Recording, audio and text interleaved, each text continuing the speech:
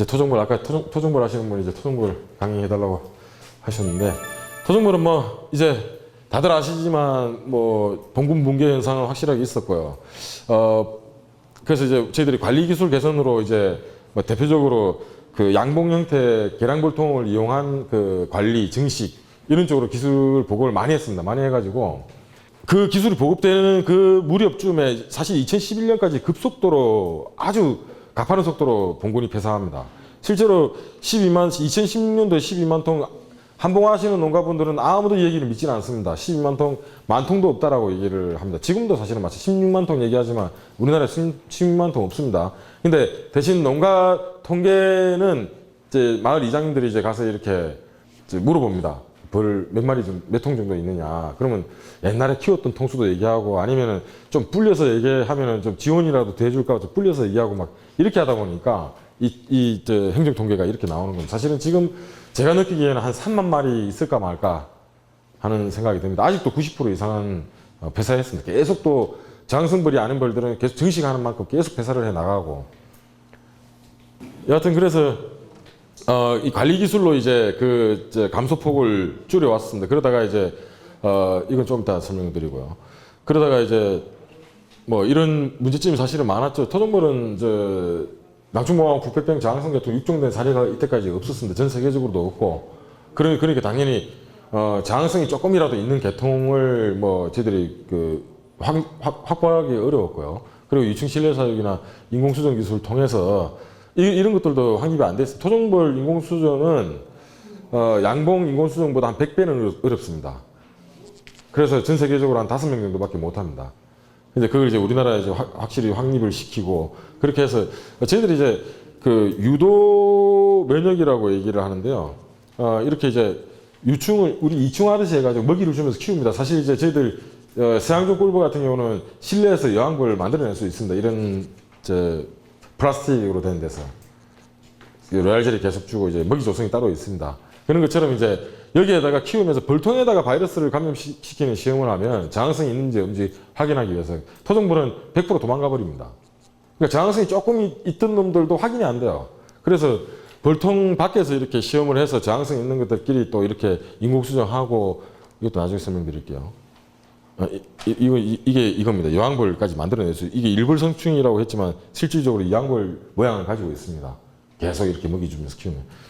하여튼 그래서 저항성 품종을 이제 두 품종을 만들어 놓은 게 있습니다. 이게 이제 R 원종 자체는 이제 한라벌이라는 품종으로 등록이 되어 있고 이 두 개가 교배된 이게 굉장히 더 좋습니다. 더 좋은데 이제 보급은 지금 안 하는데요.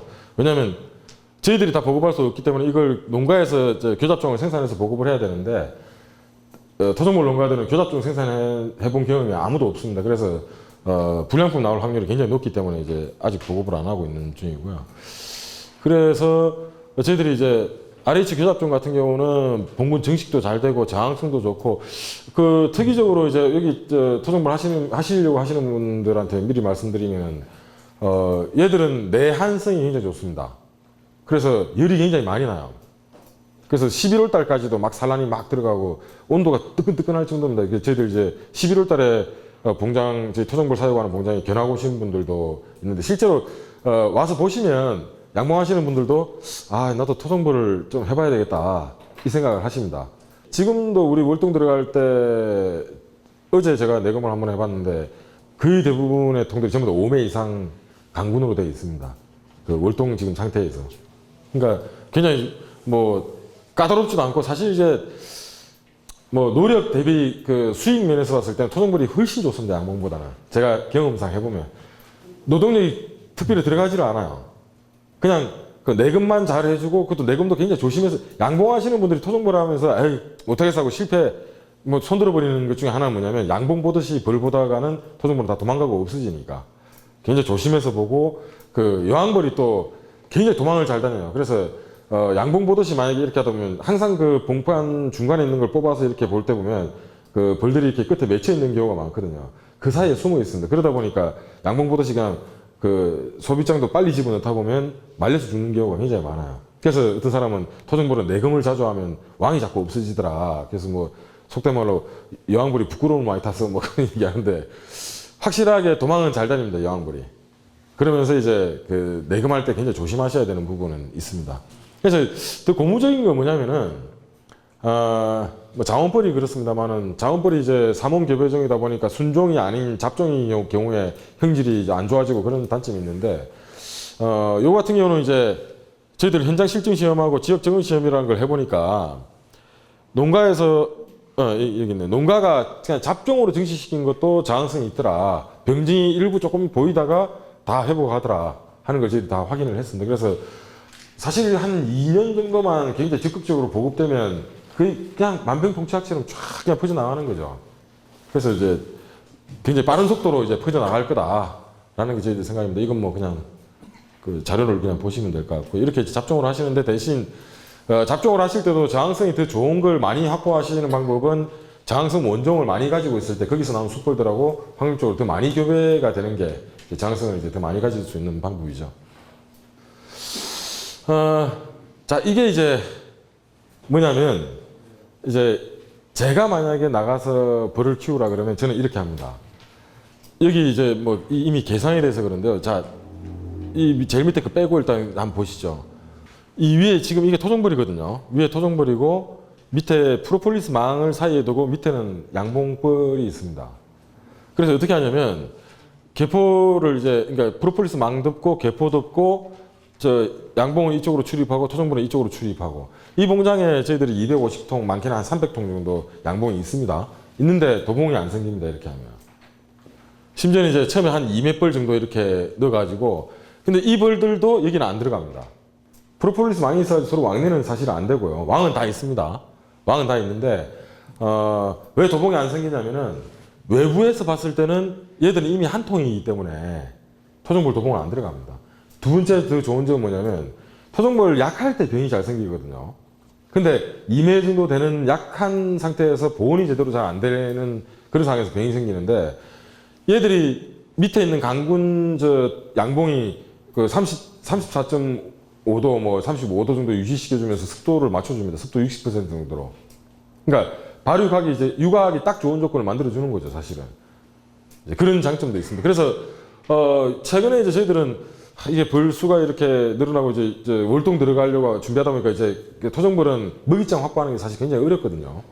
개상으로 키우지 않고 단상으로 하다 보니까 그냥 분봉시키고 정식하고 뭐 이렇게 자기 먹을 만큼만 이렇게 놔두다 보니까, 그래서 양봉하시는 분들은 이제 그러니까 토종벌 하시는 분들이 이제 양봉 농가에서 그걸 그 먹이장을 사오기도 합니다. 사와서 그걸 이제 그 겨울 양식으로 주고 막 이렇게 하는데요. 실제 이 통은 이게 양봉통이고 이 통은 양봉통보다 좀 작은 토종벌용 계량볼통입니다. 그래서 저희들이 이미 이런 통에서 사양을 막 해가지고 그 먹이장을 뽑아내고 좋은 창고에 보관해놨다가 월동기에 딱 그 먹이장을 그대로 딱 줘버리면 월동 성적도 굉장히 좋아집니다.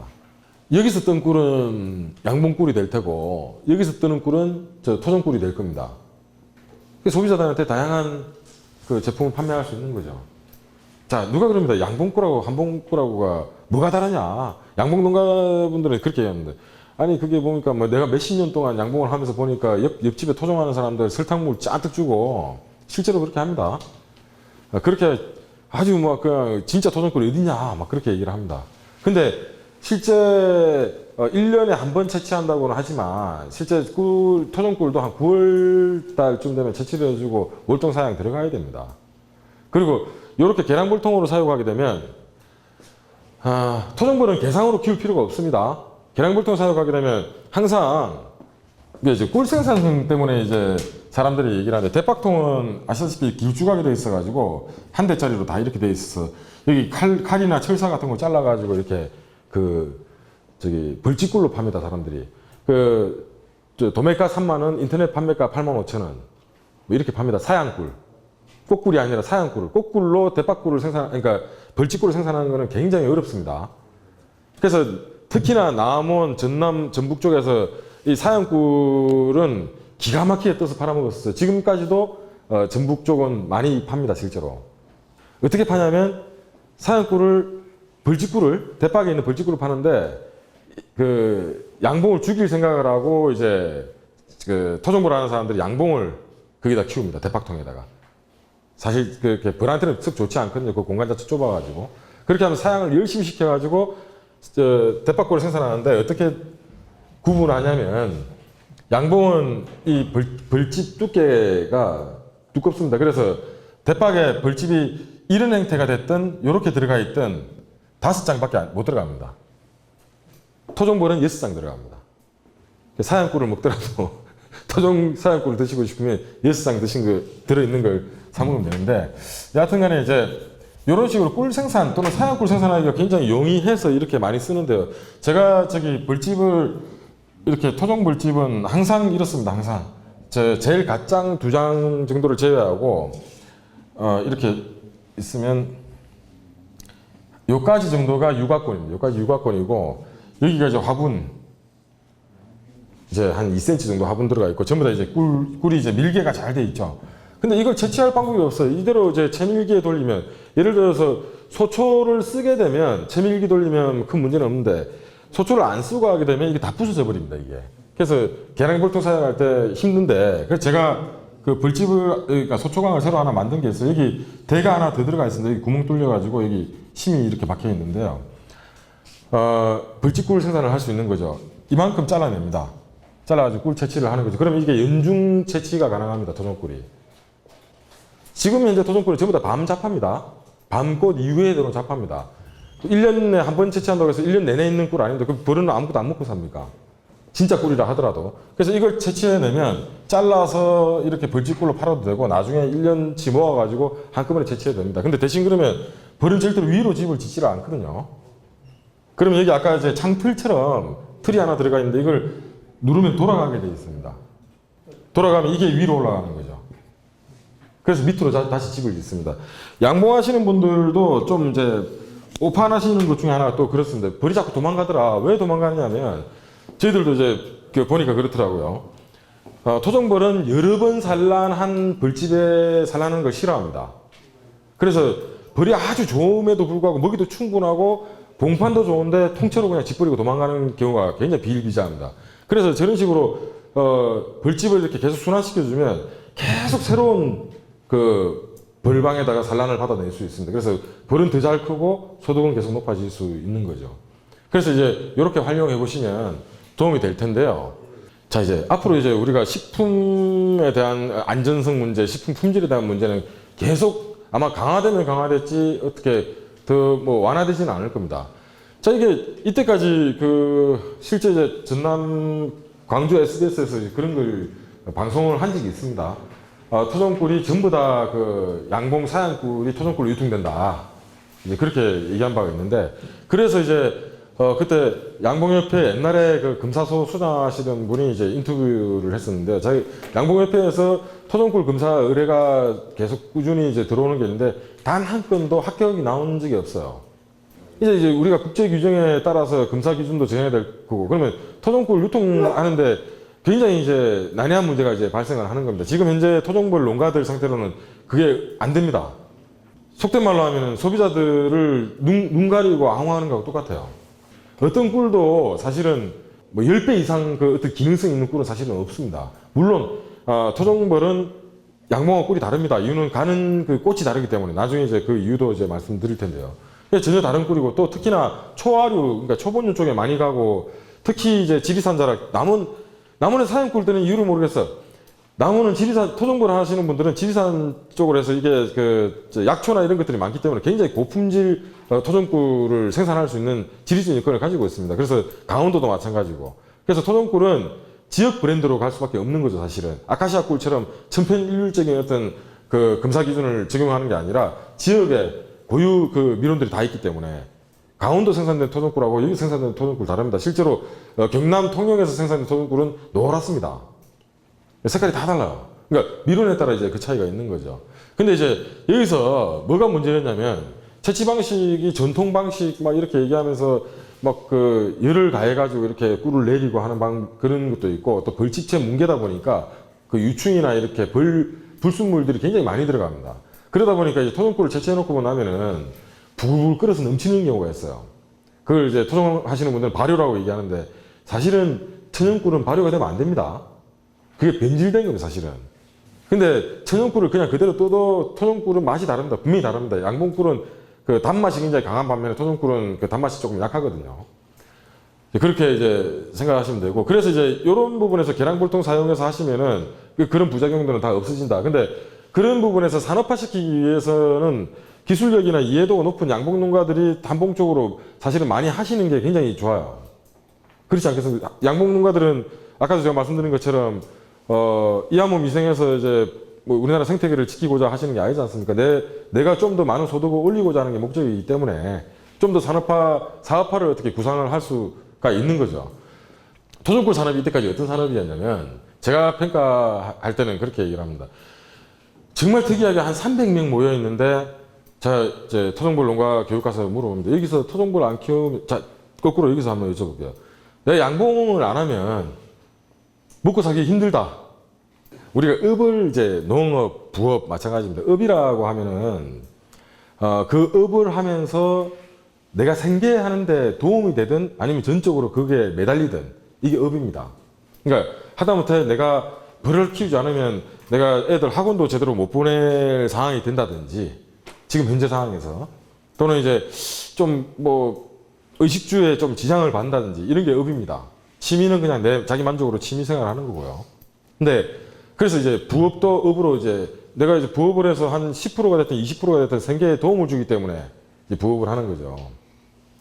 근데 이제 한복농가분들은 한 300명 중에 단 한 명도 손을 안 들어요. 자, 그게 이제 산업 구조 때문에 그렇습니다. 한봉은 40만 원을 받으면 안 돼요. 이제 꿀 한 병당 그 양봉보다 한 2배 내지는 3배 정도가 가장 적당합니다. 전 세계적으로 그게 합당합니다. 그러니까 베트남 같은 경우가 키로당 그 벌꿀이 그러니까 소매 가격이 토종꿀이 한 10,000원 합니다. 예. 베트남 그 꿀은 전 세계적으로 되게 많이 수출하는 그 꿀은 키로당 쌀 때는 1,000원, 수출 단가가요. 비쌀 때는 3,000원 합니다. 물론 그게 이름이 아카시아 꿀입니다. 우리나라 아카시아 꿀은 정확하게 얘기하면 아카시아 꿀이 아니거든요. 근데 이제 아카시아 꿀로 이제 불리는데, 우리는 이제 꼭 그 나무 이름 자체가 슈도 아카시아, 로비니아 슈도 아카시아라고 얘기를 하고, 실제로 아카시아 나무는 관목에 이런 그 종이 만드는 펄프 재질의 나무입니다. 그래서 그 감로가 어마무시하게 나옵니다, 거기서. 그래서 1,000원짜리, 3,000원짜리 그 꿀들은 전부 다 감로꿀이기 때문에 그렇게까지 위협적으로 이제 생각 안 하셔도 좋을 것 같습니다. 우리가 이제 어차피 FTA 체결은 돼가지고 지금 올해 이제 한 140% 관세가 이제 140% 정도 남아 있을 겁니다. 243%에서 이제 매년 균등해서 없어지는데 2029년도에 완전 무관세로 이제 되는데요. 여하튼, 그래서 이제 10배 가까이 받을 수 있는 이유가 뭐냐면, 소비자들한테 토종이라는 가치가 그 가격에 포함이 되어 있습니다. 뭐 희소성이 있다, 다 좋습니다. 근데 대량으로 생산한다고 해서 그 가격이 떨어질 것 같은가? 그건 아닌 것 같습니다, 제가 봤을 때는. 뭐, 예를 들어서 이제 가치 판매라는 건 뭐냐면, 아까 말씀드린 대로 대박통은 99% 저는 그렇게 생각합니다. 99%가 설탕먹이 사양꿀입니다. 그것도 흑설탕 망맥이기 때문에 그 노제마나 이런 거 소화불량 안 일으킬 수가 없어요. 이제 그런 꿀들이 이제 있는데, 어떤 이제 지리산, 저희 어머니께서 지리산 등산을 그 당시에 자주 다니셨어요. 다니시면서 이 대박꿀을 하나 사오셨습니다, 실제로. 근데 이제 할머니가 그 지리산 자락에서 이렇게 그걸 하는데, 판매를 하시는데, 뭘 파시냐면 나물하고 묵하고, 도토리 묵하고, 그 다음 이제 벌집꿀을 이렇게 판매를 합니다. 이 할머니가 가장 적극적으로 판매해야 될 참고로 저희 어머니는 그 대박 사양꿀을 20만 원 주고 사오셨어요. 예. 그래서 저한테 욕 시큰 들었습니다, 어머니가.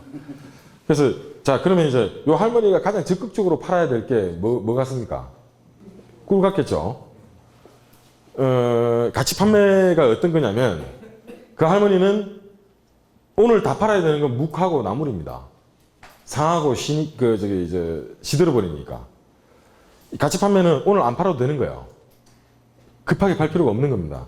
근데 특이하게 나물하고 묵 파는 할머니는 많이 봤지만 꿀까지 파는 사람은 저희 어머니가 처음 봐가지고, 이제 소비자 입장에서 꿀에 관심을 보이는 순간 그 할머니가 적극적으로 마케팅합니다.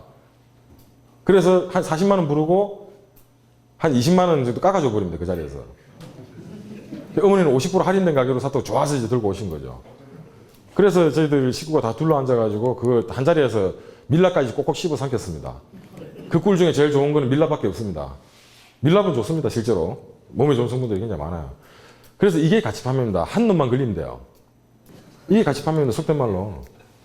그러니까 아까 말씀드린 것처럼 업이라고 하면 처음 한 해 시작할 때 그걸 이제 영농 계획을 세우고 영농 계획 따라서 그 100% 내지는 200% 달성하든지 또는 그 내가 생산된 생산물을 정확하게 올해 안에 다 팔든지 내가 먹든지 해야 되는 게 이제 그 업이라고 할 수 있습니다.